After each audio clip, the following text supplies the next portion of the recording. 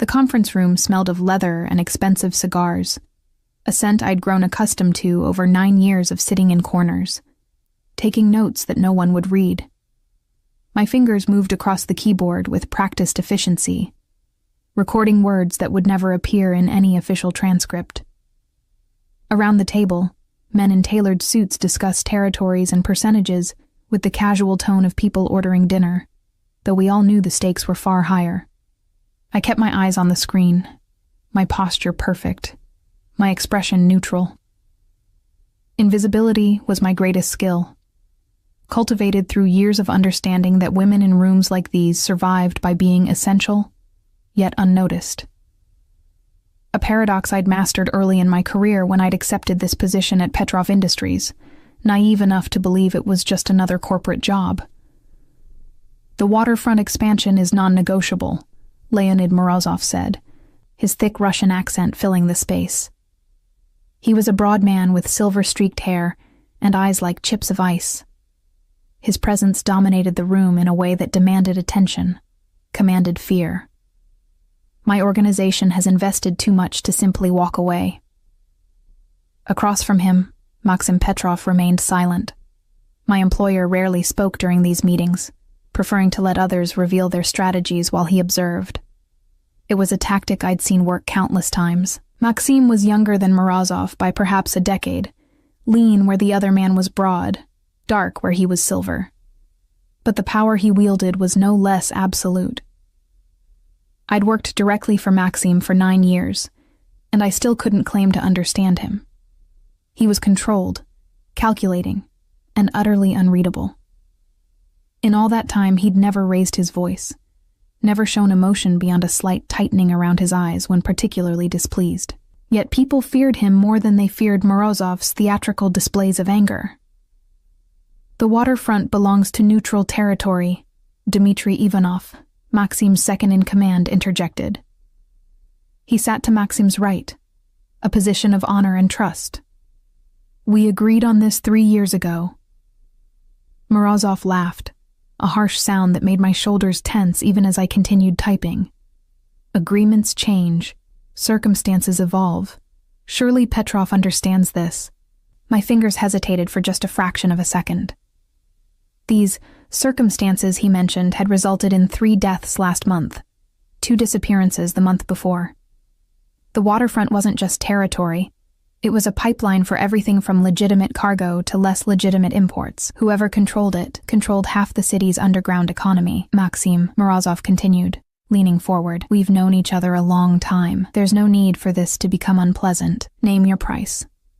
Whatever it takes for you to see reason." I watched Maxim's reflection in the window behind Morozov. His expression hadn't changed, but something in the set of his shoulders suggested he was calculating, measuring. These negotiations had been ongoing for 6 weeks, each meeting more tense than the last. The entire city felt like a powder keg waiting for a spark. "Everything has a price," Morozov pressed, mistaking Maxim's silence for consideration. "Money, territory, business opportunities. I'm prepared to be generous. So tell me, what will it take?" The room held its breath. Even I stopped typing, though I kept my eyes carefully on the screen. In my peripheral vision, I saw Maxim's fingers drumming once, twice against the mahogany table. A rare tell that meant he'd reached a decision. "Say the price," Morozov demanded, his voice harder now. "Let's end this standoff before it becomes something neither of us can control." Maxim's drumming stopped. The silence stretched so long I wondered if anyone would break it. Then I felt it, that particular prickling awareness that meant someone was looking at me. Not the casual glance of men who'd grown so used to my presence they no longer registered me as human, but focused attention. I risked a glance up from my laptop. Maxim was staring directly at me. My heart stuttered in my chest. In 9 years, he'd looked at me perhaps a dozen times with actual focus. I was furniture to him, a necessary function, but not a person. Now his gray eyes held mine with an intensity that made my breath catch. "The secretary," he said, his voice calm and absolute. The words didn't register at first. I heard them, but my brain couldn't process their meaning in this context. Around the table, I saw similar confusion on other faces. "What?" Morozov asked, the single word sharp with disbelief. Maxim's gaze remained locked on mine for another heartbeat before he turned back to Morozov. "You asked my price. That's it. The secretary."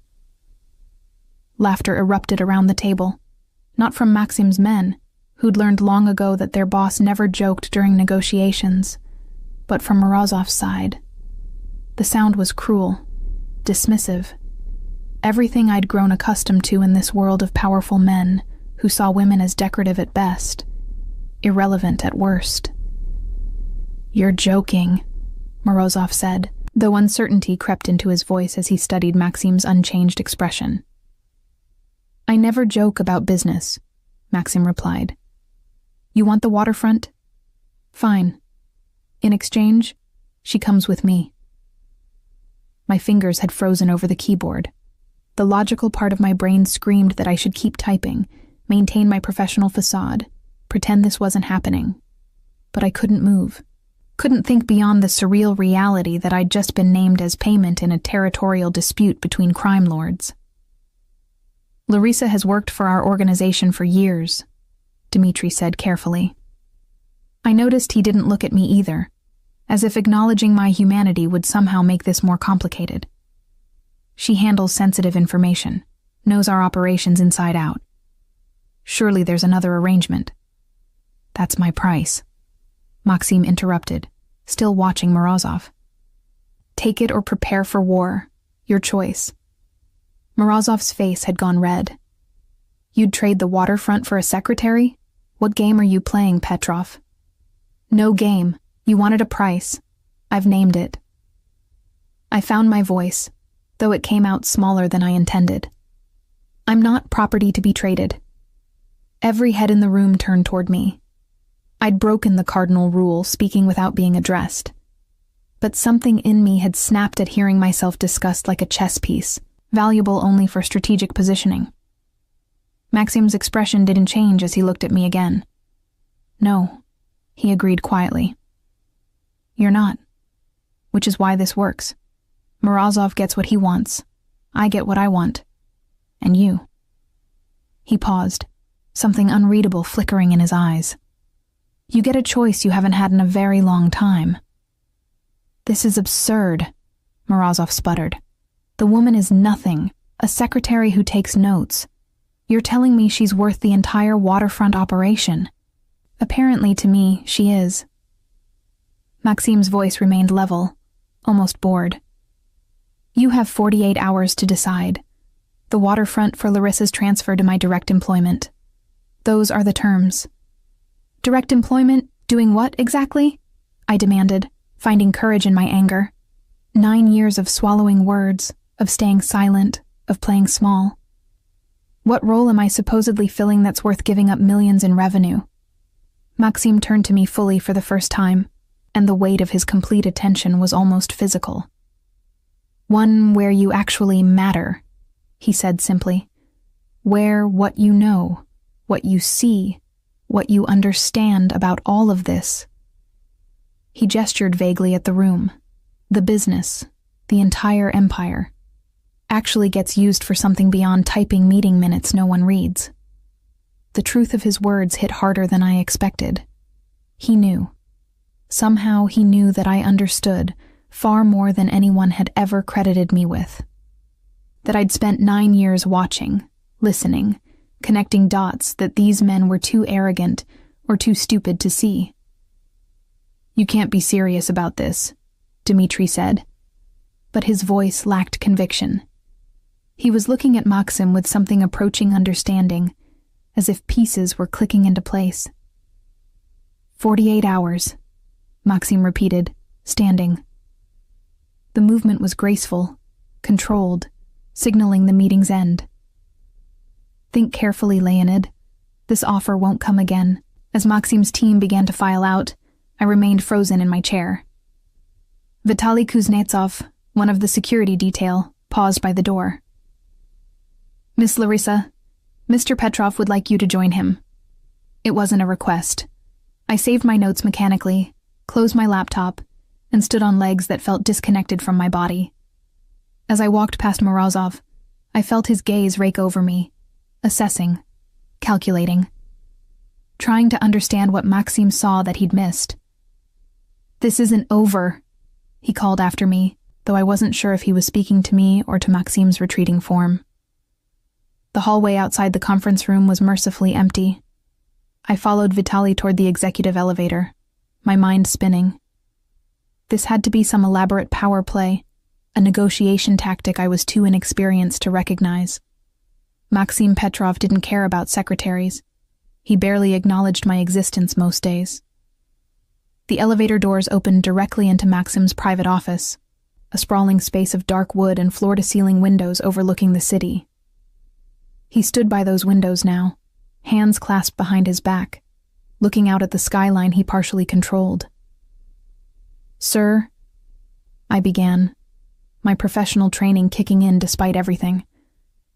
"I don't understand what just happened." "Don't you?" He didn't turn from the window. "You're an intelligent woman, Larissa. Perhaps the most intelligent person in that room. Surely you can deduce my reasoning." I set my laptop bag down carefully, buying time to think. "You're making a point, showing Morozov that you value things he doesn't, establishing some kind of psychological dominance. Partially true." He turned then, and in the better light of his office, I could see details I'd never noticed before. The faint scar along his jawline, the way his expensive suit couldn't quite hide the tension in his shoulders. But not entirely. "Then explain it to me," I said, frustration bleeding through my careful composure. "Because from where I'm standing, I just became a bargaining chip in a war I never asked to be part of." Something that might have been respect flickered in his eyes. "You've been part of this war since the day you took this job, Larissa. You just weren't acknowledged as a player." He moved to his desk, poured 2 glasses of what I knew was prohibitively expensive vodka, and slid one toward me. "Morozov will accept my terms. He has no choice. The waterfront is too valuable to walk away from." I didn't touch the glass. "And then what? I'm transferred to your employment like office equipment? What exactly does that mean?" "It means you stop being invisible." He took a measured sip of his vodka. "You stop sitting in corners, pretending not to understand the implications of what you're hearing. You stop limiting yourself to typing and filing because that's the only role these men can conceive of a woman filling." "You're offering me what, exactly? A promotion?" The absurdity of it made me laugh, a sharp sound that echoed in the large office. "I'm offering you relevance." His voice was quiet but firm. "For 9 years, you've been the smartest person in every room, and everyone treated you like wallpaper. You've watched deals unfold, seen patterns, understood connections that took my analysts weeks to map out. Don't think I haven't noticed." The admission stunned me into silence. He'd noticed. All this time I'd assumed my observations went completely unrecognized. "I need someone who sees what I see," Maxim continued. "Someone who understands this world, but isn't corrupted by ego or ambition. Someone who knows when to speak and when to listen. You've proven you're that person." By staying silent and invisible for 9 years, bitterness crept into my tone. By staying alive for 9 years in an environment that destroys most people. He set down his glass. "Do you know how many assistants and secretaries have worked for various members of our organization in the time you've been here?" I did know. I'd seen them come and go, casualties of asking the wrong questions, knowing too much, or simply being in the wrong place at the wrong time. 17. Maxim answered his own question.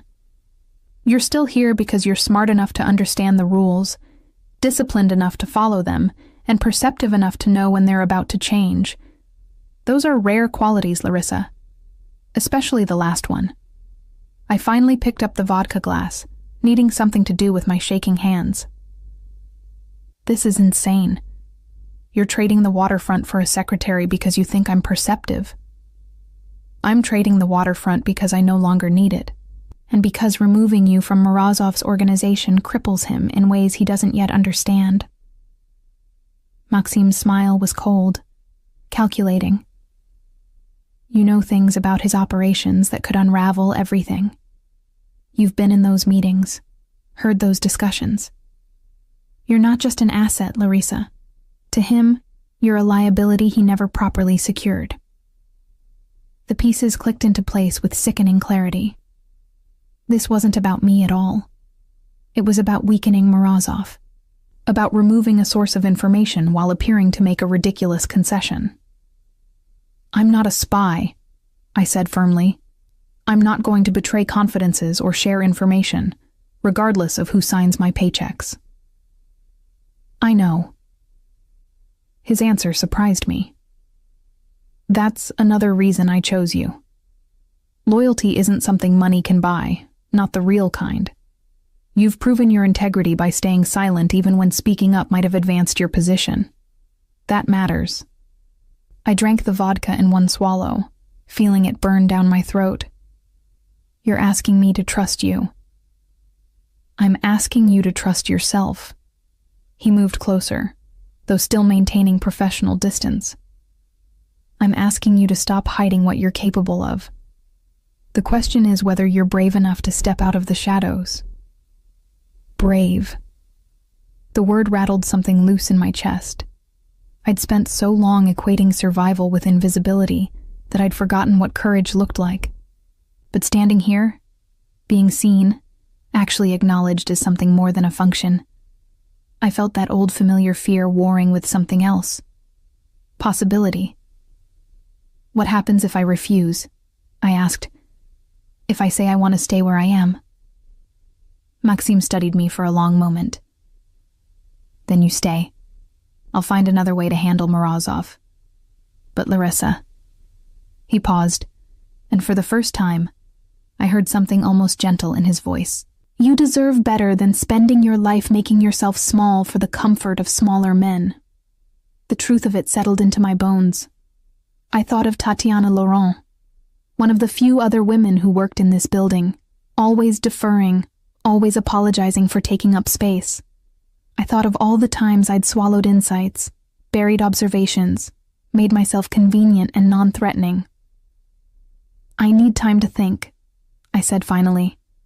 You have 48 hours. Maxim returned to his desk. The same deadline as Morozov. Whatever you decide, Larissa, know that I see you. I always have.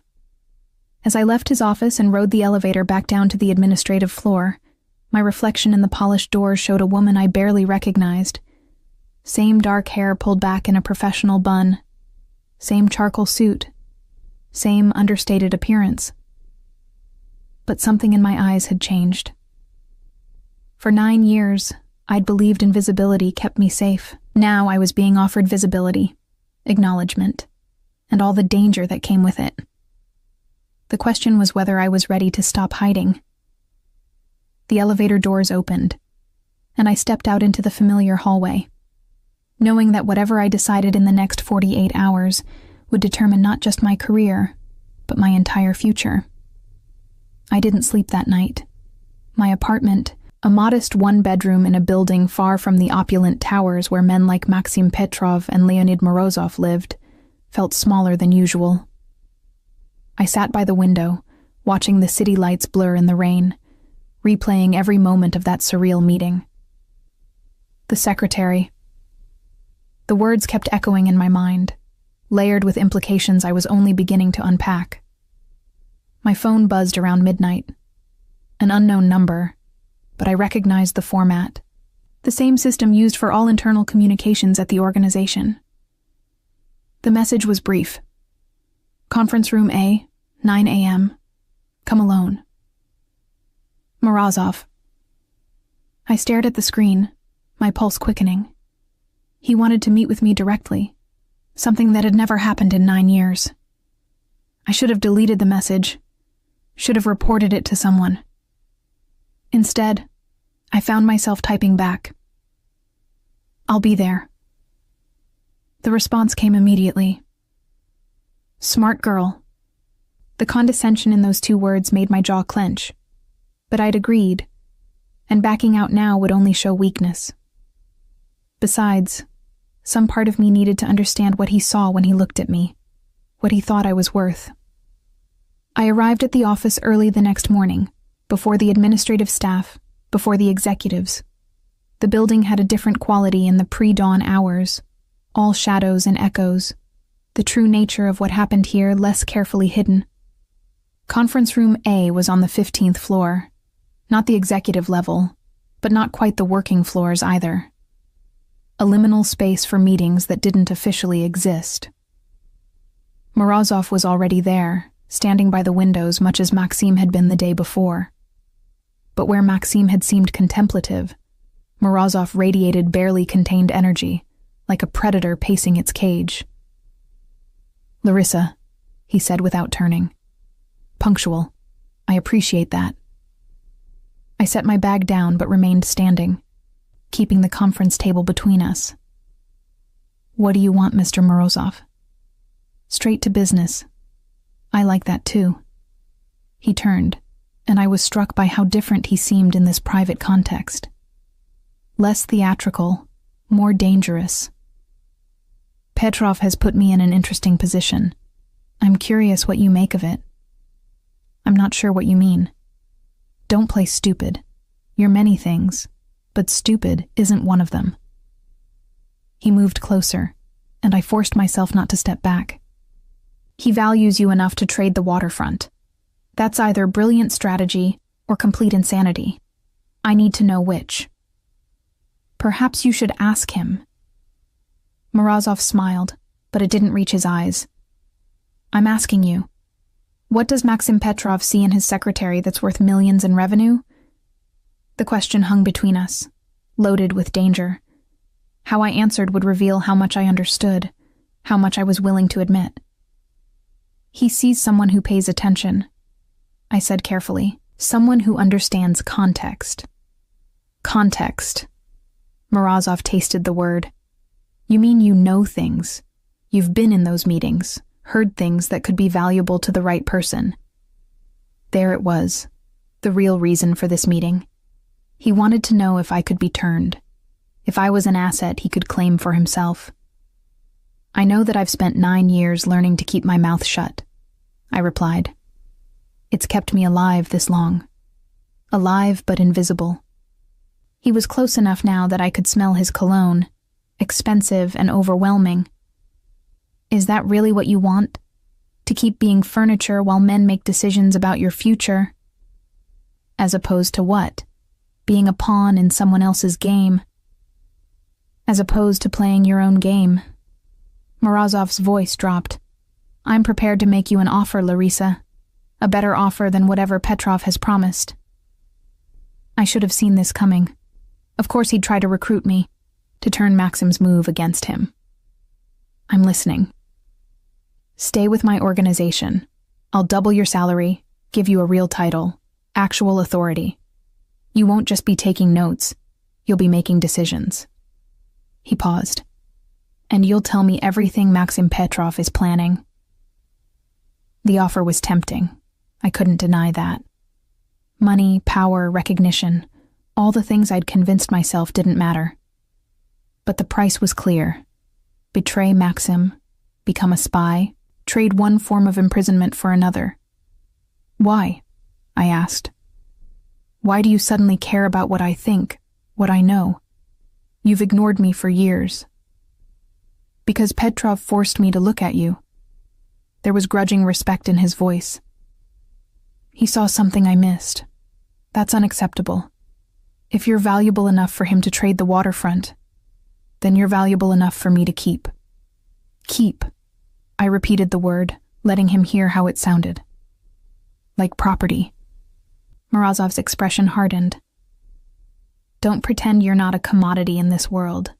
We all are. The only difference is the price we command." "And what's your price?" I challenged. What did you trade to get where you are? For a moment, something flickered in his eyes. Might have been memory or regret. Then it was gone, replaced by cold calculation. Everything that mattered, which is why I recognize when someone else is about to make the same mistake. You think accepting Maxim's offer would be a mistake? I think Petrov doesn't do anything without 3 layers of strategy. Whatever role he's offering you, it serves his purposes first. Morozov moved to the table, poured himself coffee from the carafe that someone must have prepared earlier. At least with me, you know where you stand. I'm offering you a clear transaction. Your knowledge for your advancement. And with Maxim? With Maxim, you'll spend your life wondering what game you're really playing. He took a sip, watching me over the rim of the cup. He's more dangerous than I am, Larissa. Because he makes you think you have choices when really, you're just moving along paths he's already designed. The assessment was uncomfortably close to my own fears. What if Maxim was simply using me as a piece in some larger scheme? What if this sudden visibility was just another form of manipulation? I need to think about it, I said, hating how uncertain I sounded. You have time. 48 hours until I have to respond to Petrov's terms. Morozov set down the cup. But understand this. Whichever choice you make, you're choosing a side. There's no neutral ground anymore. Not after yesterday's meeting. He left me there, alone in the conference room with my spiraling thoughts. Through the windows, I could see the sun rising over the city, painting everything in shades of gold and shadow. Beautiful and deceptive, like everything else in this world. My phone buzzed. Tatiana Laurent, one of the few people in this building I'd call a friend, asking if I wanted to grab coffee before work started. I typed back, yes, grateful for the excuse to escape my own mind. We met at the cafe on the ground floor, a space designed for comfort and surveillance in equal measure. Tatiana looked tired, dark circles under her eyes that makeup couldn't quite hide. Rough night? I asked as we collected our drinks. Marcus is teething again. I haven't slept more than 3 hours straight in a week. She smiled, but it was strained. How about you? You look like you've seen a ghost. I almost laughed at the understatement. Something like that. We found a table in the corner, away from the other early morning arrivals. Tatiana studied me with the concern of someone who'd learned to read between the lines of carefully maintained facades. This is about yesterday's meeting, isn't it? The rumors are already spreading. Of course they were. In an organization like this, information moved faster than official communications. What are people saying? That Petrov traded you to Morozov for the waterfront, that you're being transferred, that there was some kind of confrontation. She lowered her voice. Larissa, what really happened? I wrapped my hands around my coffee cup, feeling its warmth seep into my perpetually cold fingers. Maxim offered me a different position. Morozov wants me to stay. I have 48 hours to decide which path to take. Tatiana's eyes widened. He's actually giving you a choice? Apparently. That's unprecedented. She leaned forward. What are you going to do? I don't know. The admission felt like failure. Both options terrify me. Stay invisible and safe, or step into the light and become a target. You've never been truly safe here, Larissa. None of us are. Tatiana's voice carried the weight of experience. The question is whether you're willing to risk visibility for the chance at something more. More what? Power? Look where that's gotten everyone around us. Autonomy, she corrected. The ability to make decisions instead of just recording them. To use everything you've learned instead of burying it. I thought about all the meetings I'd sat through, all the observations I'd swallowed, all the moments when I'd seen solutions no one asked for. 9 years of intellectual suffocation, wrapped in the safety of irrelevance. What would you do? I asked. Tatiana was quiet for a long moment. I'd be terrified. she finally said. But I'd also be curious. Maxim Petrov doesn't make careless moves. If he thinks you're worth the waterfront, there's a reason. Maybe it's time to find out what you're actually capable of. Her words stayed with me throughout the day as I went through the motions of my job, typing meeting notes, organizing files, maintaining the careful facade of normalcy while my entire world balanced on the edge of transformation. Around noon, Dmitry Ivanov stopped by my desk. He'd never done that before, always communicating through email or brief encounters in conference rooms. "Larissa," he said, his voice carefully neutral. "May I have a moment?" I gestured to the empty chair across from my desk, hyper-aware of the other administrative staff pretending not to watch. He sat, his large frame dwarfing the standard office furniture. "I wanted to apologize for yesterday, the way we discussed you as if you weren't in the room." The unexpected apology caught me off guard. "It's fine. It's not." He met my eyes directly. "I've worked with Maxim for 15 years. I've never seen him make an offer like this. I think you should know that." "Why are you telling me this?" "Because you deserve to make an informed decision." Dmitry glanced around, ensuring privacy before continuing. "Maxim sees things the rest of us miss. People think he's cold, calculating, and he is. But he's also fair in ways this world rarely allows. If he says he values what you bring, he means it. And you think I should accept his offer? I think you should trust your instincts. They've kept you alive this long." He stood, preparing to leave. "For what it's worth, I hope you choose to join us. We could use someone who isn't afraid to see clearly." After he left, I sat staring at my computer screen, no longer seeing the words displayed there. Everyone seemed to have an opinion about what I should do, what path I should take. Morozov's transactional clarity, Tatiana's encouragement toward autonomy, Dmitry's quiet endorsement of Maxim's intentions, but none of them could make this decision for me. That evening, I did something I'd never done before. I requested a private meeting with Maxim Petrov. The response came within minutes. His office, 7 p.m. The executive floor was quiet when I arrived, most of the staff long gone. Vitaly Kuznetsov stood guard outside Maxim's office, nodding respectfully as he opened the door for me. Maxim stood by his windows again, and I wondered if this was where he came to think, to plan, to see the city he partially controlled from this height. "Larissa," he said without turning. "I was beginning to wonder if you'd come. I have questions.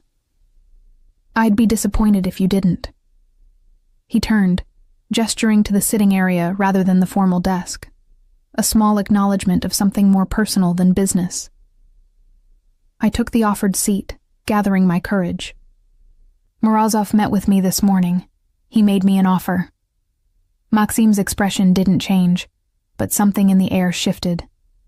"Did he? He wants me to stay with his organization. Double salary, real authority, in exchange for information about you." Clever.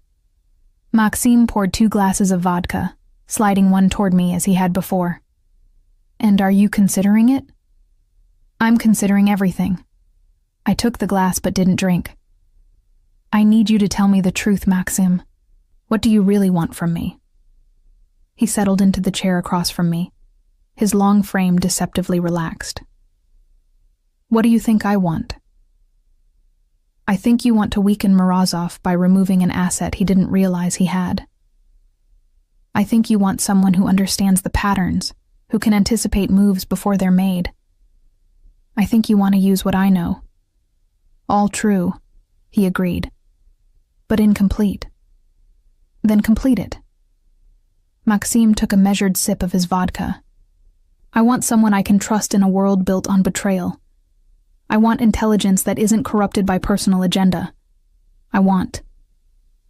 He paused, and for the first time, I saw uncertainty in his expression. "I want to stop wasting potential. My potential. Everyone's potential. This life, this business, It's designed to use people up and throw them away. You've watched it happen. Hell, you've documented it. His eyes met mine. I'm offering you something different. Not safety, I can't promise that. Not power in the traditional sense. But relevance, purpose, the chance to actually matter. To you, I clarified. The chance to matter to you. To yourself, he corrected. Everything else follows from that. I finally drank the vodka, needing its burn to center me. Why me, Maxime? Really? Of all the people you could have chosen. Because you're the only one who doesn't want something from me.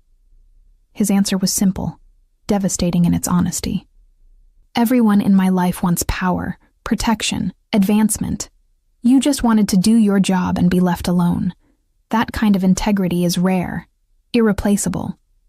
And you're willing to trade the waterfront for it. The waterfront is territory. Territory can be regained.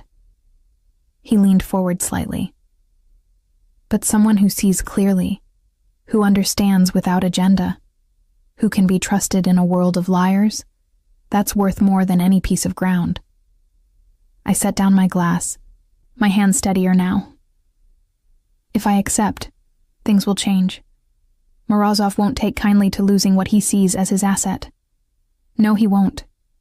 Which is why I need your answer before the 48 hours are up. Maxime's voice was calm, but I heard the urgency beneath.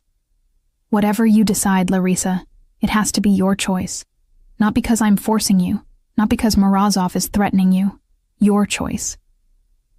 And if I choose to leave, to walk away from both of you, something that might have been pain flickered across his face.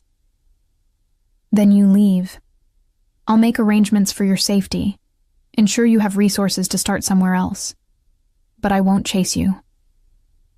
The offer was more than I'd expected, more freedom than anyone in this world typically received. It made his earlier statement about valuing my autonomy feel genuine rather than strategic. I need tonight, I said, to think without pressure, without anyone trying to influence my decision. Maxime nodded slowly. You have until noon tomorrow. Whatever you decide, I'll respect it. As I stood to leave, he caught my hand gently. The touch was brief, professional, but it sent electricity up my arm. For what it's worth, he said quietly, I hope you choose yourself. Whichever path that leads to. I left his office with those words echoing in my mind. Choose yourself. Such a simple instruction, but one I'd spent 9 years forgetting how to do. That night, I sat by my window again, watching the city breathe below. Somewhere in those lights, Maxim Petrov was planning his next moves. Somewhere else, Leonid Morozov was calculating advantages. And here I was, a secretary they'd turned into a prize, trying to remember who I'd been before I learned to make myself invisible. By dawn, I knew my answer. I arrived at Maxim's office at 11:45 a.m., 15 minutes before my deadline. Vitaly opened the door without a word, his usual stoic expression giving nothing away. Inside, I found Maxim standing at his desk, reviewing documents with the same focused intensity he brought to everything. He looked up as I entered, and I saw the question in his eyes before he could voice it. I've made my decision, I said, my voice steadier than I felt. Maxim set down the papers, giving me his complete attention. I'm listening. I accept your offer. On 3 conditions. Something that might have been approval flickered across his face. Name them. I'd spent the entire night preparing for this moment, understanding that how I negotiated now would set the tone for everything that followed. First, I want complete transparency about what you expect from me. No games, no hidden agendas. If I'm going to be useful, I need to understand the full picture. Agreed. Second, I maintain my own apartment, my own space. Whatever this arrangement is, I'm not moving into some controlled environment where every aspect of my life is monitored. Maxim's jaw tightened slightly, the first sign of resistance. That's not about control. It's about security. If you're working directly with me, you become a target. Then increase security on my building. But I need somewhere that's mine, not yours. He studied me for a long moment, then nodded slowly. Acceptable. And the third condition? This was the difficult one, the boundary I needed to establish clearly. If I ever tell you I want out, you let me go. No threats, no consequences, no hunting me down. My choice remains my own. The silence that followed stretched so long I wondered if I'd overstepped. But when Maxim finally spoke, his voice carried a weight I hadn't expected. That's the one condition I can't fully guarantee. He raised a hand as I started to protest. Not because I want to control you, but because once you're fully integrated into this world, there may be things you know that others would kill to possess. Your safety might require protection you see as imprisonment. The honesty was sobering, a reminder that this decision wasn't just about employment, but about fundamentally altering my position in a dangerous ecosystem. Then promise me this, I said. Promise that if that happens, you'll always tell me the truth about why. No manipulation, no pretty lies about it being for my own good. I need you to respect me enough to be honest. Maxim moved around the desk, stopping just close enough that I had to tilt my head back to maintain eye contact. I promise. Transparency in both directions, Larissa. You'll always know where you stand. Then we have an agreement. I extended my hand, formal, professional. He took it, his grip firm and warm. Welcome to my inner circle, such as it is. What happens now? Now we prepare for tomorrow's meeting with Morozov. He has until 5 p.m. to respond to my terms. I expect he'll try to negotiate, possibly make one final attempt to recruit you directly. He already did, I admitted. Yesterday morning, he offered to double my salary and give me authority in exchange for information about you. Maxim's expression didn't change, but I felt the temperature in the room drop several degrees. And you're telling me this because transparency works both ways. You should know that he approached me, and you should know that I considered it. I met his gaze directly. I chose this path, but it wasn't my only option. Something dangerous and pleased flickered in his eyes. Good. Never forget that you have options, Larissa. It'll keep us both honest. The rest of the day passed in preparation. Dmitri briefed me on the key players who would be at tomorrow's meeting, their positions, their likely reactions. Vitaly walked me through new security protocols, including the discreet team who would now be monitoring my building. We'll be invisible, Vitaly assured me as I reviewed the plans with growing unease. You won't notice us unless there's a problem. And if there is a problem? His smile was grim. Then you'll be very glad we're there. That evening, as I returned to my apartment, I noticed the changes immediately. New locks on the door, subtle cameras in the hallway, the building's elderly doorman replaced by someone younger, harder, clearly military in bearing. My phone buzzed as I closed the door. Maxim. Too much? I typed back, I'll adapt. His response came quickly. That's what I'm counting on. The meeting the next day was scheduled for 2 p.m., neutral territory at an exclusive club that neither Maxim nor Morozov owned, but both used for sensitive negotiations. I dressed carefully, choosing a charcoal suit that projected authority without ostentation. If I was going to stop being invisible, I needed to look the part. Maxim's car picked me up at 1:30. He was already inside, reviewing notes on his tablet. He glanced up as I settled into the leather seat, his gaze traveling over my appearance with professional assessment. You look ready, he said simply. I don't feel ready. Good. Overconfidence is dangerous. He set aside the tablet. Morozov will try to speak to you directly. He'll make it seem casual, friendly even, but every word will be calculated to make you question your choice. How do you want me to respond? However you feel appropriate.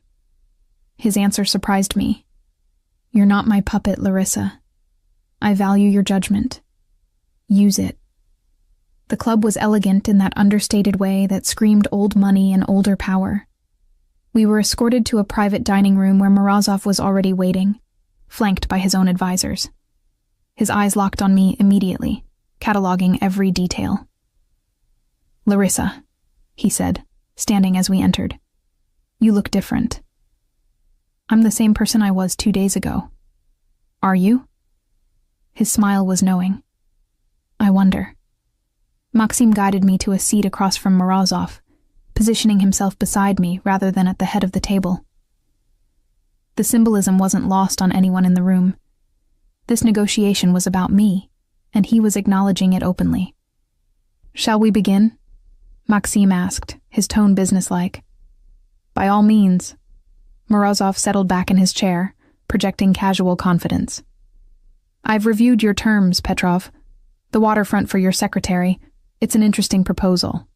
And I'm prepared to accept, with one modification. Here it was, the counter-proposal I'd been warned to expect. I kept my expression neutral as Morozov continued. Larissa comes with me for a trial period, 6 months. If after that time she chooses to join your organization, the waterfront is yours. If she chooses to stay, the deal is void. It was clever, I had to admit. He was betting that 6 months under his direct authority would make me see his offer as superior. Or perhaps he was betting that he could extract enough information in that time to offset losing the waterfront.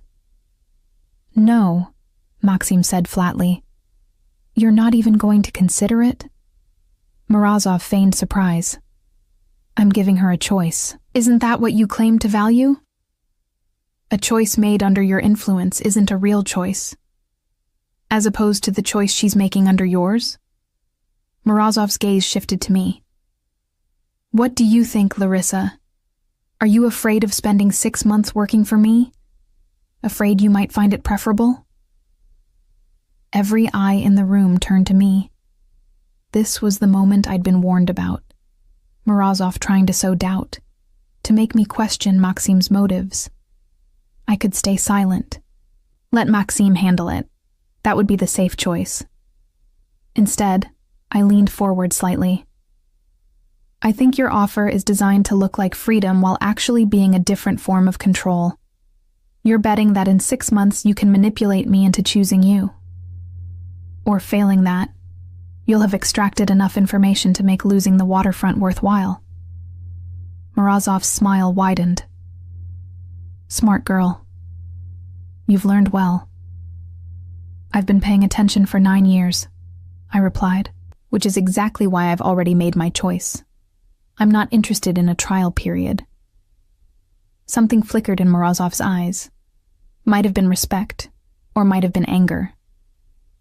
You're certain? Because once this deal is finalized, there's no going back. I'm certain. He studied me for a long moment, then shifted his gaze to Maxim. You've trained her well. Or perhaps she was always this clear-sighted and we all missed it. The latter, Maxim said quietly. Which is why she's valuable. Morozov sighed, a theatrical sound that didn't quite mask his irritation. Very well. The original terms stand. The waterfront transfers to me, Larissa transfers to you. We'll need 48 hours to prepare the paperwork. Agreed. As the meeting continued with technical details about the transfer, I felt the reality of my decision settling into my bones. I'd chosen Maxim, chosen visibility, chosen to step into a role I didn't fully understand yet. There was no going back now. Near the end of the meeting, as people began gathering their materials to leave, Morozov stood and moved around the table toward me. Vitaly tensed, but Maxim raised a hand slightly, allowing the approach. May I have a word? Morozov asked, his tone almost gentle. I glanced at Maxim, who nodded once. We stepped to the side of the room, far enough from the others to create an illusion of privacy. I want you to know something, Morozov said quietly. What Petrov is offering you, this visibility, this power, it comes at a cost. You'll never be just yourself again. You'll always be his asset, his advisor, his responsibility. Is that really the freedom you want? Is anyone truly free in this world? I countered. We all serve something or someone. True. But at least with me, you'd know exactly what you were trading. Petrov makes you think you're getting choice when really, you're just accepting a different cage. I thought about his words, about the security detail now watching my apartment, about the ways my life had already changed. Maybe. But at least it's a cage where people see me for what I am, rather than what they assume I should be. Morozov's expression softened almost imperceptibly. You know, if circumstances were different, I think we could have worked well together. You have steel in you, Larissa. Don't let anyone dull it. I don't intend to. Good. He extended his hand. Then I suppose this is goodbye. Or perhaps until our paths cross again in some other negotiation. I shook his hand, feeling the finality of the gesture. When he released me and walked back to his side of the room, I understood that a bridge had been crossed. I was no longer neutral territory, no longer invisible. I was explicitly aligned with Maxim Petrov, with all the safety and danger that implied. The drive back was quiet. Maxim worked on his tablet while I stared out the window, processing everything that had just happened. As we pulled up to his building, he finally spoke. You handled that well, better than I expected. You expected less? I expected more caution. You were bold with Morozov. Should I not have been? Maxim smiled, a rare, genuine expression. No, you should absolutely keep being bold. It's refreshing. We rode the private elevator up to his office, where Dmitri was waiting with files and contracts. The next 3 hours were spent reviewing documentation, signing agreements, understanding exactly what my new role would entail. You'll be officially listed as Senior Strategic Advisor, Dmitri explained, sliding a contract across the desk. It's vague enough to encompass whatever Maxim needs, specific enough to give you authority when necessary. I scanned the document, noting the salary that was triple what I'd been making, the benefits package that included security as a line item. This is generous. It's appropriate, Maxim corrected. You'll be working directly with me on decisions that affect the entire organization. You should be compensated accordingly. As I signed the final contract, making everything official, I felt the weight of the moment. 9 years as invisible furniture, and now this. It was terrifying and exhilarating in equal measure. What happens now? I asked, setting down the pen. Now we get you properly integrated. Maxim stood, moving to the windows. You'll need to meet with department heads, understand the full scope of our operations. You'll attend all strategic meetings, not as a note-taker but as a participant, and you'll need training. Training? Security protocols, threat assessment, how to navigate this world at a level you haven't experienced before. He turned to face me. You're no longer in the background, Larissa. You're in the spotlight, and that requires a different skill set. The reality of it was daunting. But as I stood there in Maxim's office, officially his senior strategic advisor, I felt something I hadn't experienced in years. Possibility. The future was uncertain, probably dangerous, but it was mine to shape. When do we start? I asked. Maxim's smile was slight but approving. Tomorrow. Tonight get some rest. Your old life ends at midnight. Tomorrow, we build your new one. As I left the building that evening, escorted discreetly by Vitaly to my car, I caught my reflection in the lobby's polished marble. The same face, the same person, but standing differently. looking at the world with new eyes. I'd made my choice. Now I had to learn how to live with it. My first week as Maxim's senior strategic advisor felt like learning to breathe in a different atmosphere. Everything I'd observed from the shadows for 9 years took on new dimensions when I was expected to contribute rather than simply record. The morning after our agreement was finalized, Dmitri arrived at my apartment at 7 a.m. with coffee and an agenda that made my head spin. "First item," he said, settling into my small kitchen like it was a war room. "Department briefings. You need to understand every aspect of operations, not just the pieces you've seen in meetings." We started with legitimate businesses. The import company that served as our primary front, the real estate holdings, the investment portfolio. Then we moved into grayer territory, the security consultancy that was actually a private army, the logistics company that moved more than just legal cargo, the network of restaurants and clubs that served as information hubs. "You've documented most of this over the years," Dmitri noted, watching my face carefully. "But documentation is different from understanding strategic implications." "I understand more than you think," I replied, pulling up files on my laptop. "For instance, the import company's shipping schedule correlates suspiciously well with increases in police presence at the docks. Someone's feeding information to law enforcement." Dimitri's eyebrows rose. "You noticed that. 3 years ago, I included it in a quarterly report that no one read." He was quiet for a moment, then laughed, a sound I'd rarely heard from him. "Maxime was right about you. How many other observations are buried in reports no one bothered to read?" "More than I can count." Over the next several hours, I walked him through patterns I'd identified but never shared. The correlation between certain meetings and subsequent accidents involving competitors. The way money moved through our legitimate businesses to obscure its origins. The networks of loyalty and obligation that held the organization together.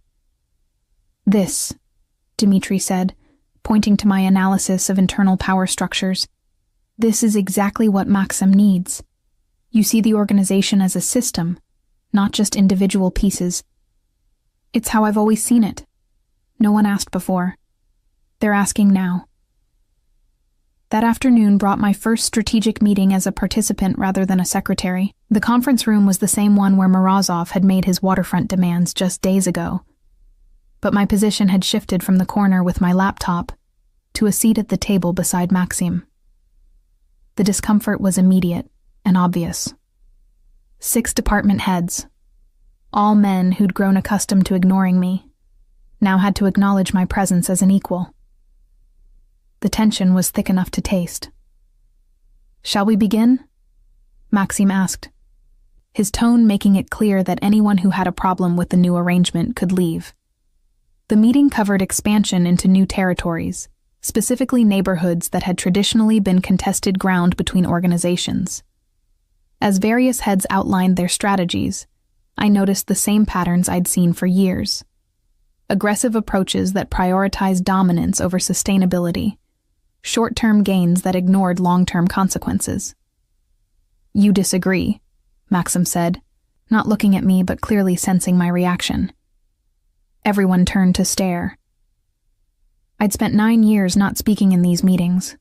Old habits screamed at me to defer, to apologize, to shrink back into invisibility.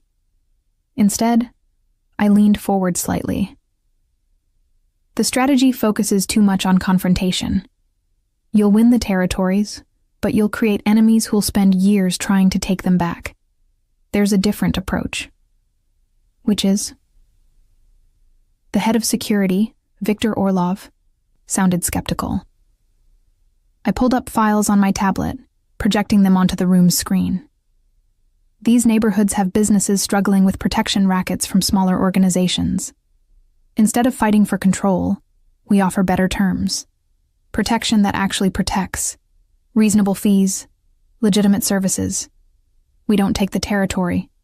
We're invited in." "That's soft," Victor scoffed. "This business requires strength." "Strength without strategy is just violence," I replied, keeping my voice level. Violence creates cycles of retaliation. Strategic positioning creates loyalty. Maxim was watching me with that intense focus I'd started to recognize. Continue. I outlined a plan I'd been developing for years in my head, never expecting to voice it. Instead of forcing our way into contested neighborhoods, we'd identify the most oppressive current operators and quietly support local businesses in resisting them. When those operations inevitably collapsed under combined pressure, we'd be there to fill the vacuum, but as protectors rather than conquerors. It's slower, I admitted, but it's sustainable, and it positions us as the reasonable choice rather than just another threat. The room was silent. Then Dmitri nodded slowly. It could work. We'd need to identify the right neighborhoods, the right timing. I already have. I pulled up another file, this one containing detailed analyses of 3 neighborhoods where the conditions were perfect for this approach. These locations have businesses ready to revolt against current protection schemes. Small investments in the right places would tip the balance. Maxim leaned back, something that might have been satisfaction crossing his face. Implement it. Start with the first neighborhood. Victor, you'll work with Larissa on this. Victor's expression made clear what he thought of taking orders from a former secretary, but he nodded stiffly. As the meeting continued, I felt the shift in dynamics. I wasn't just allowed to speak. My input was expected, valued. It was exhausting. After the meeting ended, Maxim gestured for me to stay as others filed out. Once we were alone, he moved to the windows, his usual thinking position. You've been planning that strategy for a while, he observed. Years.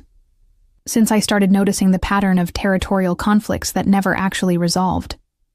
And you never mentioned it because no one asked, and because suggesting strategic changes seemed above my position.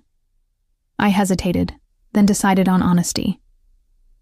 Also, because I wasn't sure I wanted to be more involved in this world than absolutely necessary. He turned to face me. And now? Now I don't have the luxury of distance. I met his gaze. If I'm going to do this, I'm going to do it properly. That means actually using everything I know, everything I've observed. Even when it puts you in direct conflict with people like Victor? Especially then. He's been operating on instinct and tradition for 20 years. Someone needs to challenge his assumptions. Maxim smiled, a rare, genuine expression. You're settling into this role faster than I expected. Is that a compliment or a concern? Both. He moved closer, that intensity in his gaze that always made my breath catch slightly. You're good at this, Larissa. Better than you probably realize. But that skill makes you valuable. And valuable things attract attention. Dangerous attention. I'm aware. Are you? He was close enough now that I could see the faint scar along his jawline, notice the exact shade of gray in his eyes. Because I need you to understand something. The protection I'm offering isn't just about security details and armored cars. It's about making you untouchable by association. But that only works if people believe you're truly mine. The possessive language should have bothered me. Instead, I felt a strange thrill at the certainty in his voice. Meaning we need to be seen together. Not just in meetings, but socially. You need to be recognized as part of my inner circle, not just an employee. I thought about the implications. You want people to think we're involved. I want people to think you're under my protection in a way that matters. If they see you as just another advisor, you're vulnerable. If they see you as something more personal. He trailed off, letting me complete the thought. Then attacking me becomes attacking you directly. Exactly. It was strategic, I understood that. But there was something in the way he looked at me that suggested it wasn't entirely calculated. Or perhaps I was reading too much into intense gray eyes and carefully chosen words. What does that look like practically? I asked. Dinners, events, being seen together in contexts that suggest intimacy. not fabricated, but suggestive. He paused. I need you to be comfortable with that level of visibility. I've spent 9 years avoiding visibility. I know, which is why I'm asking rather than assuming. The consideration in his tone, the way he kept giving me choices even when we both knew the strategic necessity, made something warm unfold in my chest. Dangerous, that warmth. Dangerous to start feeling anything beyond professional respect for a man who operated in shadows and controlled through calculated moves. I'll manage, I said finally, though I should warn you that my social skills are rusty from years of being furniture. His laugh was unexpected, genuine. I've seen you handle Morozov and Victor in the same week. I think you'll be fine. The rest of that week blurred into a crash course in being visible. Dmitri walked me through the social landscape of our organization and its allies. Who mattered? Who was dangerous? Who could be trusted within carefully defined limits? Vitaly drilled me on security protocols until I could identify threats and plan exit strategies without conscious thought. And Maxim. Maxim was a constant presence, not hovering but available. Checking in on my progress, answering questions I'd been afraid to ask for years, occasionally sharing observations that revealed depths I'd never suspected. You studied economics, I said one evening as we reviewed financial reports in his office. Most of the building had emptied hours ago, but we'd fallen into a pattern of working late when the day's chaos finally quieted. MIT, full scholarship. He didn't look up from the spreadsheet he was annotating. Disappointed my father enormously by choosing business over the family tradition of law. Your father was a lawyer? District attorney, actually, very passionate about justice. Maxim's smile was bitter. Would have been horrified by what I became. It was the most personal information he'd ever shared, and I found myself hungry for more. What happened to him? Died when I was 23. Heart attack, officially. Though I've always suspected the stress of discovering his son's real business interests contributed. The guilt in his voice was subtle but unmistakable. I set down my pen. You think he knew? I think he suspected and chose not to know for certain. Easier than confronting the reality that his son was building an empire in exactly the shadows he'd spent his career fighting. Maxim finally looked up, meeting my eyes. We all have prices we pay for our choices, Larissa. His was dying disappointed in me. And yours? Carrying that disappointment, knowing that everything I've built, everything I've become, would have broken his heart. The vulnerability in his admission surprised me. This wasn't the cold, calculating mob boss everyone feared. This was a man who'd chosen power over approval, and still felt the weight of that choice. Why are you telling me this? I asked softly. Because you should know who you're working for, not just the public version or the business version, but the person. He leaned back, that carefully controlled mask slipping back into place. You're trusting me with your future. Fair that I trust you with my past. Something shifted between us in that moment, some boundary crossed that hadn't existed before. We weren't just employer and employee, not anymore. We were two people who'd chosen each other in a world that didn't encourage trust, and that choice demanded honesty. Thank you, I said, meaning it more than he probably realized. For what? For seeing me. For 9 years I was invisible by necessity. Now I'm seen, and it's terrifying and liberating in equal measure. Maxim's expression softened. You were always visible to me, Larissa. I just couldn't do anything about it until circumstances aligned.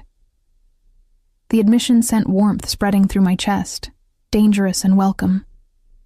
I stood, needing distance to process the implications. I should go. Early meeting tomorrow with Victor about the neighborhood initiative.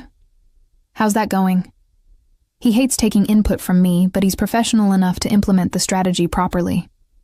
I gathered my materials. We'll see results within a month if the analysis is correct. It will be. His certainty was absolute. You don't make mistakes with data. As I headed for the door, his voice stopped me. "Larissa?" I turned back. "You're not alone in this anymore. Whatever happens, whatever challenges come, you have support now. Remember that." The promise settled into my bones like warmth after cold. I nodded, not trusting my voice, and left before I could say something I'd regret. The elevator ride down gave me time to process. I was falling for him, I realized, with a mix of horror and inevitability.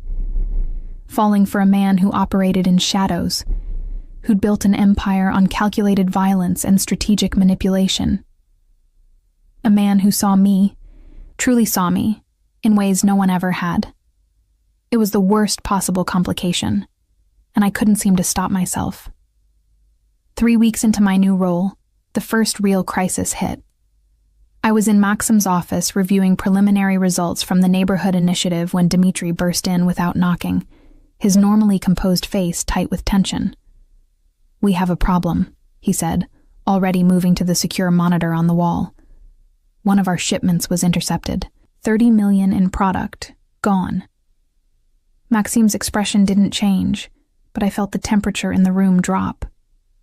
"Where?" "Port Authority. Someone tipped them off about the exact container, exact timing." Dmitri pulled up security footage showing federal agents swarming our warehouse. This wasn't random. Someone inside gave them everything. My mind was already racing through possibilities, cataloging recent personnel changes, unusual behavior patterns, anyone with the access and motivation to betray the organization. But Maxim's next words stopped me cold. "Seal the building. No one leaves until we identify the leak." "Maxim," I began, but he cut me off with a look. "This is 30 million in losses and a federal investigation that could unravel years of carefully maintained cover. Someone in this organization sold us out. We find them, we make an example, or this happens again." The cold finality in his voice reminded me forcefully of what he was, what world I'd chosen to enter. This wasn't a corporate crisis to be managed with HR policies and careful PR. This was survival through fear and absolute control. "I need everyone who had access to that shipment's information in the conference room in 20 minutes, Maxim continued, his tone making clear this wasn't a request. "Dmitri, bring the files on all personnel involved in the operation." As Dmitri left to execute the orders, I remained standing there, processing the implications. "You're going to interrogate them. I'm going to find the traitor. And then what?" I needed to hear him say it, needed to understand exactly what I was part of. Maxim met my eyes directly. "Then I'm going to ensure they never betray anyone again. This is the world we operate in, Larissa. Betrayal has consequences. Lethal ones. Sometimes." He didn't flinch from the admission. "Is that going to be a problem for you?" It should have been. Every instinct cultivated over years of trying to maintain some moral distance from this business screamed that it should be. But I thought about the 30 million in losses, about the federal investigation that could bring down the entire organization, about everyone who depended on Maxim's empire for their livelihoods. "No," I said quietly, "but I want to be there when you question them." Surprise flickered across his face. "Why?" "Because I've spent 9 years observing these people. I might see things you miss." He studied me for a long moment, then nodded slowly. "All right. But Larissa, this isn't going to be pleasant." I didn't think it would be. The conference room was already filling when we arrived, tension thick in the air as people tried to understand why they'd been summoned. Vitaly stood guard at the door, his presence making clear that leaving wasn't an option. Maxim took his position at the head of the table, and I sat beside him, acutely aware of every eye tracking my presence. This was different from strategic meetings. This was judgment, and I was publicly aligned with the judge. 3 hours ago, Maxim began, his voice carrying that dangerous calm I'd learned to recognize. A federal raid seized one of our most valuable shipments. Someone in this room provided the information that made that raid possible. The denials came immediately, a chorus of protests and shock. But I was watching faces, looking for the tells I'd learned to spot over years of observation. Most people looked genuinely confused or angry. A few looked nervous, but that could just be fear of being falsely accused. Then I saw it. Mikhail Petrov, one of the logistics coordinators, wasn't looking confused or angry, or even particularly nervous. He looked resigned. "Mikhail," I said quietly, interrupting someone's vehement declaration of loyalty. The room went silent.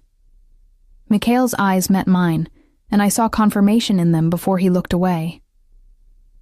"You've been sending information to the FBI," I continued, keeping my voice level.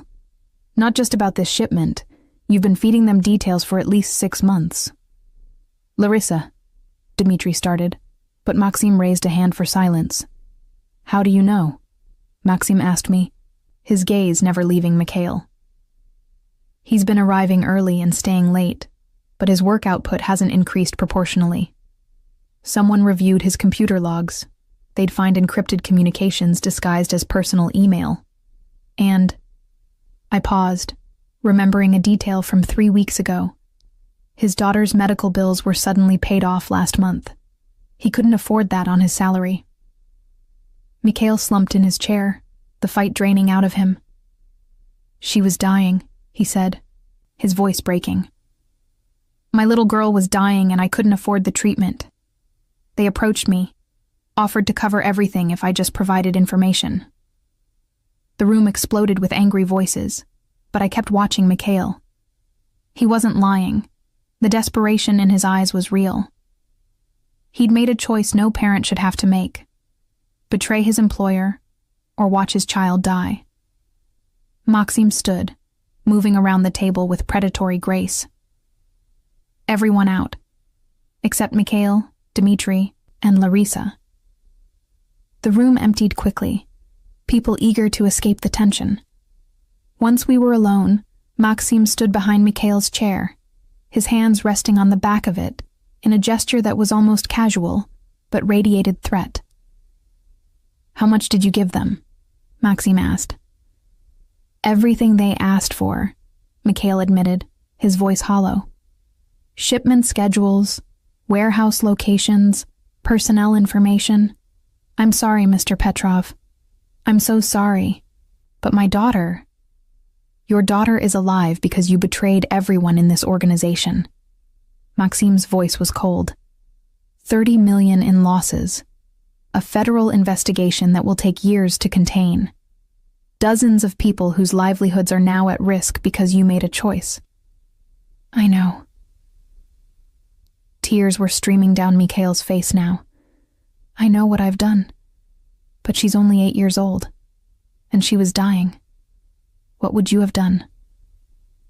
The question hung in the air, brutal in its honesty. I saw Maxim's jaw tighten, saw the conflict in his eyes. He understood the impossible choice, but understanding didn't change the reality of betrayal. "Dmitri," Maxim said quietly, "how much would Mikhail's daughter's treatment have cost?" Dmitri pulled up files on his tablet. "Approximately 400,000, based on the hospital records we have. And we would have covered it if he'd asked." The words sent shock through the room. I'd known Maxim had a fund for employee emergencies, but I hadn't realized it extended to expensive medical treatments. Mikhail looked up, his face a mask of anguish. "I didn't know. I was afraid to ask." "Because you assumed we'd say no." Maxim moved to the windows, looking out at the city. "Because you saw us as monsters who wouldn't help a dying child. So instead of asking your employer for help, you betrayed everyone who trusted you." "I'm sorry," Mikhail repeated, but the words were empty. Sorry wouldn't undo the damage. Maxim was silent for a long time. When he finally spoke, his voice carried a weight that made my chest tighten. "Your daughter lives because of your choice. That matters. But 30 million in losses matter too. And the precedent of allowing betrayal matters most of all." "I understand," Mikhail's voice was barely audible. Do what you need to do. I watched Maxim's reflection in the window, saw the conflict playing across his face. He was a man who controlled an empire through absolute authority, and that authority demanded severe consequences for betrayal. But he was also a man who'd just learned that an employee had chosen treason over asking for help. "Larissa," he said without turning. "Your opinion?" The question surprised me. This was his world, his decision. Why ask me? But as I looked at Mikhail's defeated posture, at the wedding photo I could see peeking from his wallet on the table, I understood. Maxim was asking because he needed someone to remind him of the cost of mercy and the price of absolute power. He made a terrible choice, I said carefully. But he made it because he believed asking for help would be worse than treason. That's a failure of the organization as much as it's his failure. Dmitri looked shocked, but Maxim nodded slowly. Continue. He needs consequences. Everyone needs to see that betrayal isn't tolerated. But killing him or disappearing him sends the message that we're exactly what he feared. Monsters who value money over human life. It reinforces the culture that made him choose treason over asking. You're suggesting mercy. Maxim's tone was unreadable. I'm suggesting strategy. Yes, he caused massive losses. But those losses can be recouped. What can't be recouped is the message you send to every other employee who might face an impossible choice someday. Maxim turned from the window, his gray eyes meeting mine with an intensity that made my breath catch. And what message would you have me send? That we take care of our own, even when they make mistakes, even when those mistakes cost us. I looked at Mikhail. He violated trust. That has a price. But the price doesn't have to be his life. The silence stretched so long, I wondered if I'd overstepped. Then Maxim spoke, his voice carrying absolute authority. Mikhail, you're fired effective immediately. You'll repay the $400,000 we would have given you for your daughter's treatment, through structured payments over the next 20 years. You'll also provide us with detailed information about your FBI contacts, every communication, every piece of information you shared. Mikhail looked up, hope and confusion warring on his face. I'm not. You're not dying today, Maxim finished. But you're also not working in this city again. I'll arrange a position for you in another state, far from our operations and far from the FBI contacts who recruited you. You'll start over, and you'll spend the next 2 decades paying back what you cost us. Thank you, Mikhail breathed. Thank you, Mr. Petrov. Don't thank me. Thank Larissa. Maxim's gaze shifted to me. She reminded me that mercy can be strategic too. Get out of my sight before I change my mind. After Mikhail was escorted out by Vitaly, I sat alone with Maxim and Dmitri in the conference room. The tension was palpable. You just showed weakness, Dmitri said carefully. People will see it as such. People will see that Larissa Constantine holds influence, Maxim corrected, using my new name for the first time. I'd legally changed it the week before, another layer of visibility in my transformation. They'll see that her judgment affects my decisions. That makes her more valuable and more dangerous to cross. Understanding dawned. The mercy wasn't just mercy. It was another strategic move, this time to elevate my position in the organization's eyes. You planned this? I said, the pieces clicking together. You knew I'd argue for a different approach. I hoped you would. I didn't know. Maxim stood, moving to the door. But I'm glad you did. Sometimes I need someone to remind me that power doesn't always require severity. After he left, Dmitri remained, studying me with an expression I couldn't quite read. What? I finally asked. You're changing him, he said simply. In 10 years, I've never seen Maxim show that kind of restraint. He would have made an example of Mikhail, sent a message about betrayal. You gave him permission to be merciful. I just offered another perspective. No, Dmitri shook his head. You offered him what he's never had before, someone who sees both sides of who he is and values both. That's dangerous in its own way. How so? Because it makes him human, and humans have weaknesses that monsters don't. The words stayed with me as I returned to my apartment that evening. The security detail was there, invisible but present, a reminder of how much my life had changed in a few short weeks. I'd influenced a major decision today, had spoken up in a crisis and shaped the outcome. It should have felt empowering. Instead, I felt the weight of it. The responsibility of knowing my voice now carried consequences beyond my own life. My phone buzzed. Maxime. Thank you for today. You were right. I typed back. Were you testing me? His response came quickly. Always, but also genuinely conflicted. Your counsel mattered. And if I'd argued for severity, then we'd be having a very different conversation about who you are and whether I was wrong to trust you. The honesty was sobering. Every choice I made now was being evaluated, measured against what he needed from me. It was exhausting and exhilarating in equal measure. For what it's worth, I typed, I wasn't playing politics. I genuinely believed mercy was the better choice. I know.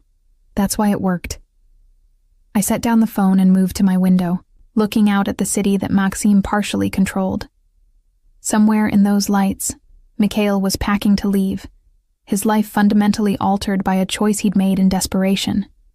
Somewhere else, federal agents were trying to salvage an investigation I'd just helped derail. And here I was, Larissa Constantine, former invisible secretary, now a voice that shaped decisions in the shadows. The transformation was complete. The question was whether I could live with who I was becoming. My phone buzzed again. Dinner tomorrow? We should discuss the next phase of the neighborhood initiative, and other things. Other things. Those two words carried weight, implication. I knew I should be cautious, should maintain professional distance. But caution felt increasingly impossible when every interaction with Maxim pulled me deeper into something I couldn't quite name, but couldn't seem to resist. Dinner sounds good, I typed back. His response was simple. Good, I'll pick you up at 7. As I prepared for bed that night, I caught my reflection in the mirror. Same face, but different eyes. Eyes that had watched a man choose between mercy and message, that had spoken up knowing the consequences, that had stopped being invisible and started being seen. There was no going back now. I could only move forward, into whatever came next, whatever transformation still awaited. The secretary was gone. Someone new was emerging in her place, and God help me, I was curious to see who she would become. Dinner turned into more than a strategic discussion. It turned into the first honest conversation Maxime and I had ever had outside the context of business or crisis. We met at a private restaurant he owned, the kind of place where powerful people discussed things they couldn't risk being overheard. But instead of talking about territories or organizations, we talked about ourselves. About the choices we'd made, the prices we'd paid, the people we'd become.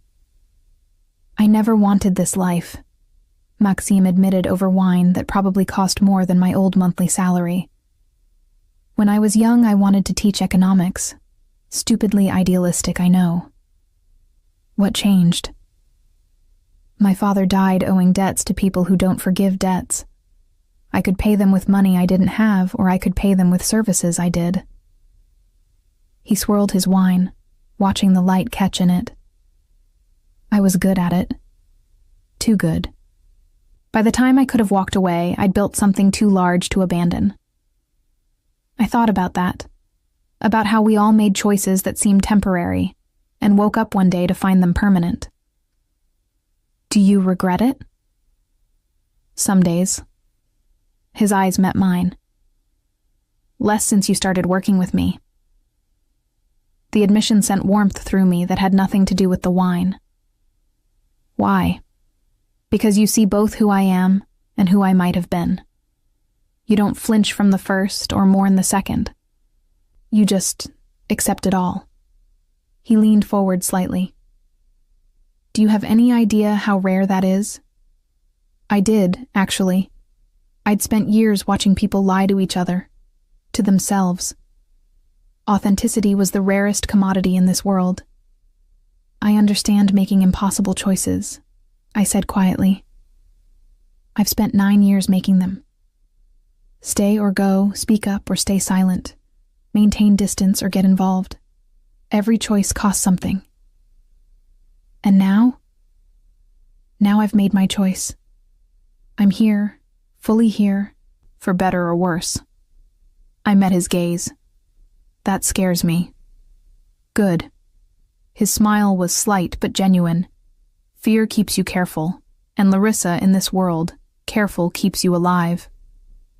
The conversation shifted after that, becoming lighter. We discovered shared taste in books, argued good-naturedly about films, found unexpected common ground in our views on education policy. It was surreal, sitting with a man who controlled a criminal empire through calculated violence, discussing whether schools needed more arts funding. But that was the complexity of Maxim, I realized. He wasn't just one thing. He was ruthless and thoughtful, dangerous and kind, calculating and surprisingly sincere. Understanding all those facets, accepting them, was what drew me to him, despite every logical reason to maintain distance. We were lingering over coffee when his phone buzzed. Maxim glanced at it, and I saw his expression shift, something dark sliding behind his eyes. What is it? I asked. Morozov. He set the phone down carefully. He's requesting an emergency meeting. Tomorrow, neutral territory. My stomach tightened. About what? He didn't specify, but emergency meetings are never good news.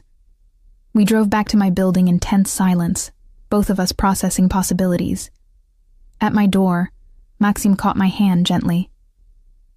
Whatever this is tomorrow, I need you there, he said. Your perspective might be crucial. Of course. He hesitated, then leaned in and pressed a brief kiss to my forehead. The gesture was tender, protective, and sent electricity through my entire body. Get some rest, he murmured. Tomorrow might be complicated. After he left, I stood in my empty apartment, fingers touching the spot he'd kissed, wondering when exactly I'd crossed the line from professional advisor to something far more dangerous. The next day, we arrived at the neutral meeting location, a upscale hotel conference room, to find Morozov already waiting with an unexpected companion, a federal prosecutor I recognized from news coverage of organized crime cases. Maxim, Larissa, Morozov said, his tone falsely jovial. Thank you for coming on such short notice. Maxim's expression remained neutral, but I felt him tense beside me. What is this, Leonid? This is me being generous. Morozov gestured to the prosecutor. Agent Harrison has some information you'll find interesting. About your recent shipment problems. My mind raced. Mikhail had already given us the FBI contact information. What else could there be? Agent Harrison pulled out a folder, sliding it across the table.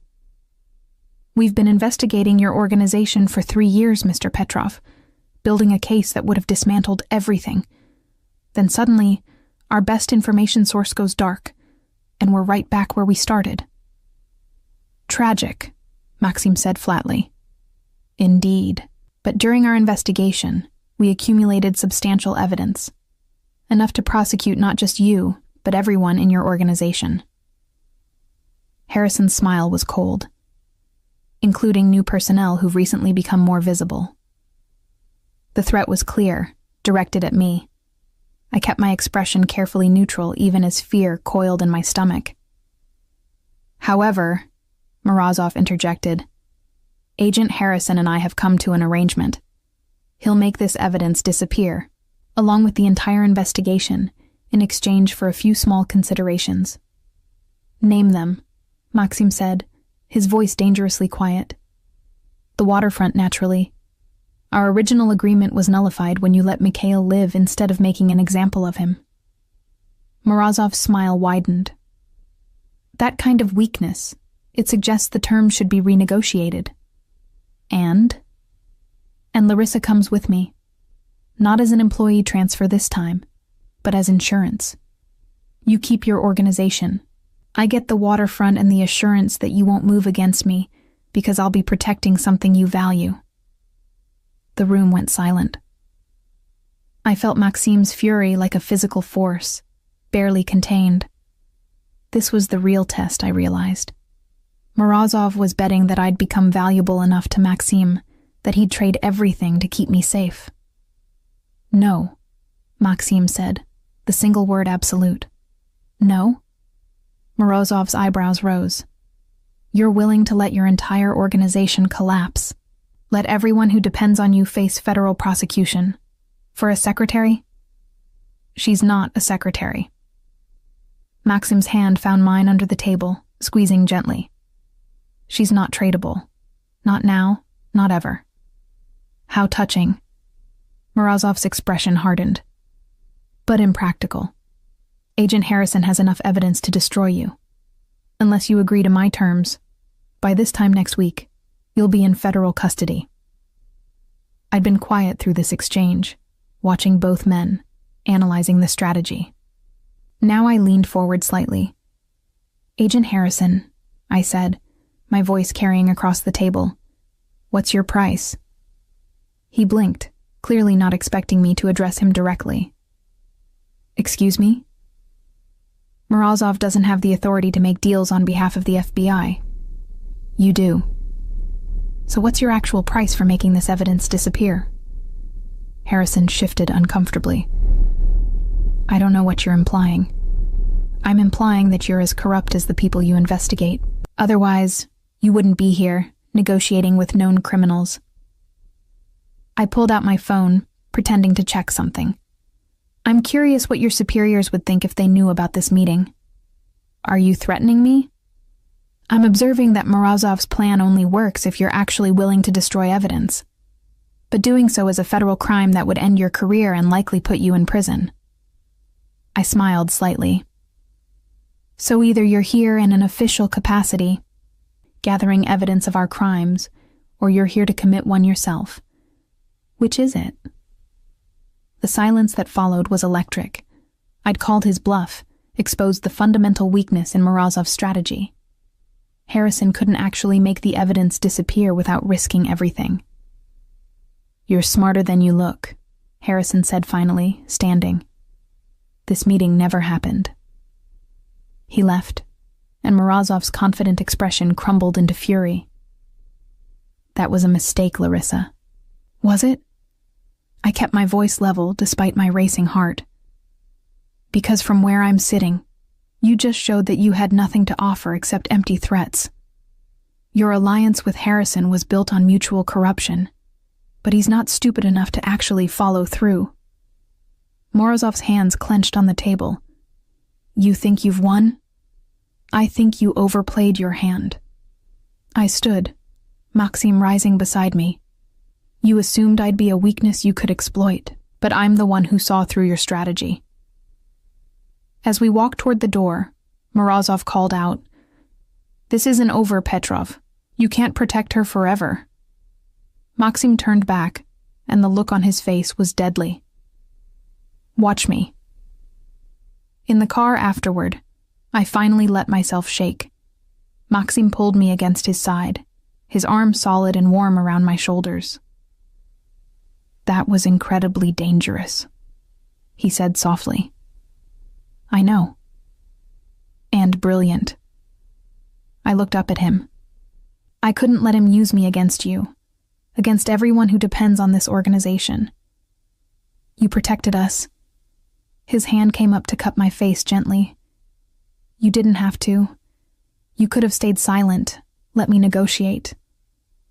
But I didn't want to. I wanted to fight. Something shifted in his expression, vulnerability I'd never seen before. I would have given him the waterfront, everything, if necessary, to keep you safe. The admission made my chest tight. Maxim, I need you to understand something. His thumb traced my cheekbone. You stopped being a strategic asset weeks ago. He paused, searching for words.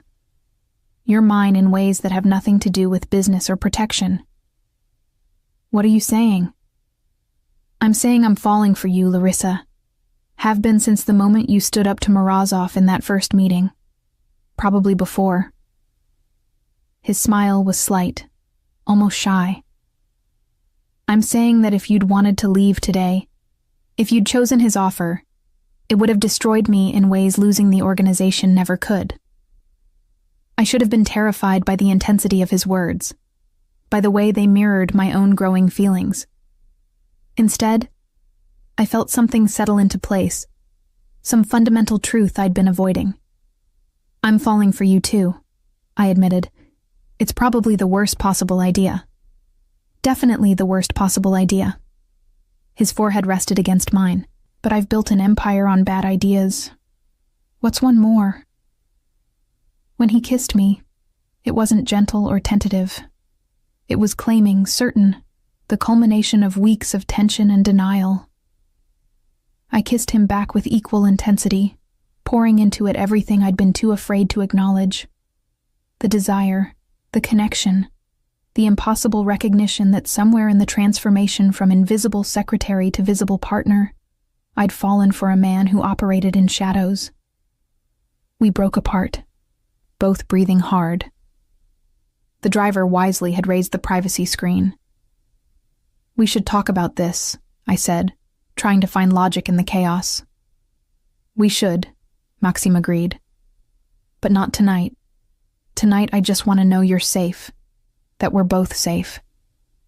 He drove me home but didn't leave, following me up to my apartment with the excuse of checking security. But once inside, he pulled me close again, and talking became the last thing on either of our minds. Later, as we lay tangled together in my bed, the city lights painting patterns across us, Maxim traced lazy circles on my shoulder. What happens now? I asked quietly. Now we figure out what this is, what we are. His voice rumbled through his chest. Now we navigate being partners in every sense, not just professional. Morozov won't give up. No, but he's shown his hand now. We know his strategies, his weaknesses, and most importantly, he knows you're not a weapon he can use against me. You're my equal in this, Larissa. My partner. Partner. The word carried weight, promise, acknowledgement of everything I'd become. I like the sound of that, I admitted. Good. Because I'm keeping you. His arm tightened around me. Forever, if you'll let me.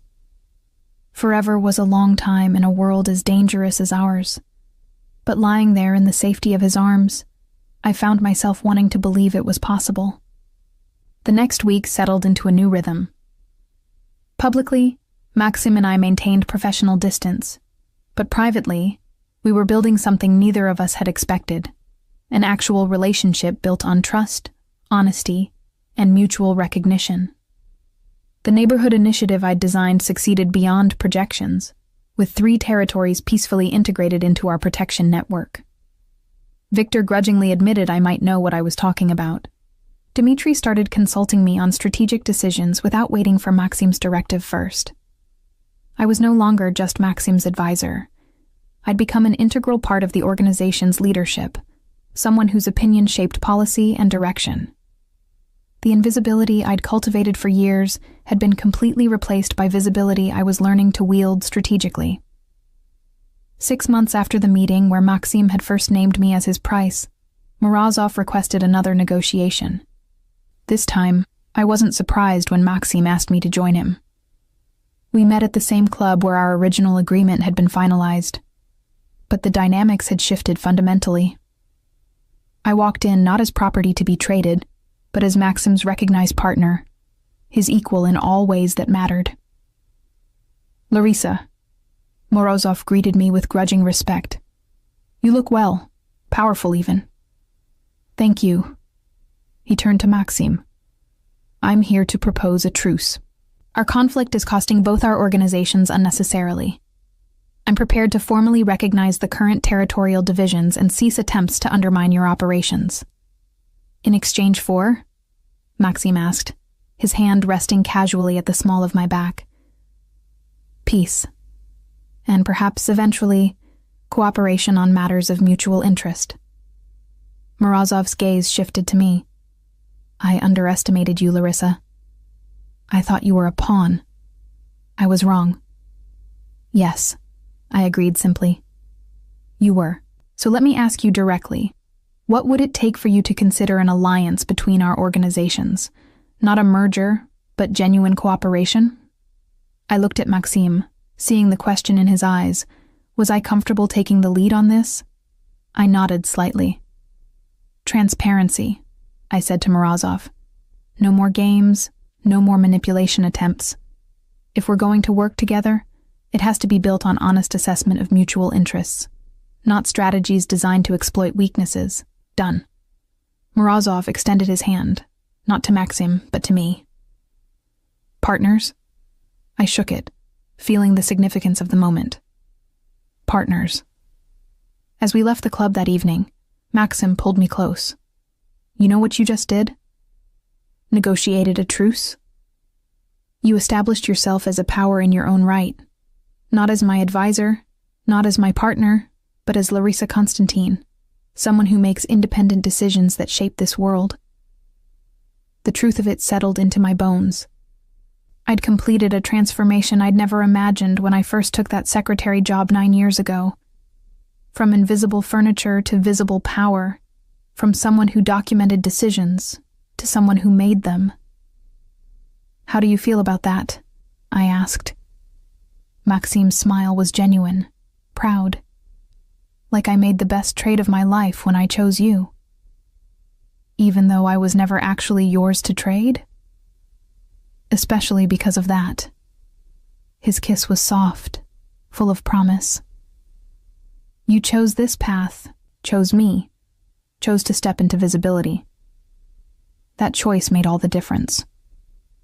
We drove through the city toward a future neither of us could fully predict. Dangerous, certainly. Complicated. Absolutely. But built on something real. Mutual recognition, honest partnership, and the kind of love that emerged from truly seeing each other. I'd spent years being invisible, being small, being safe through obscurity.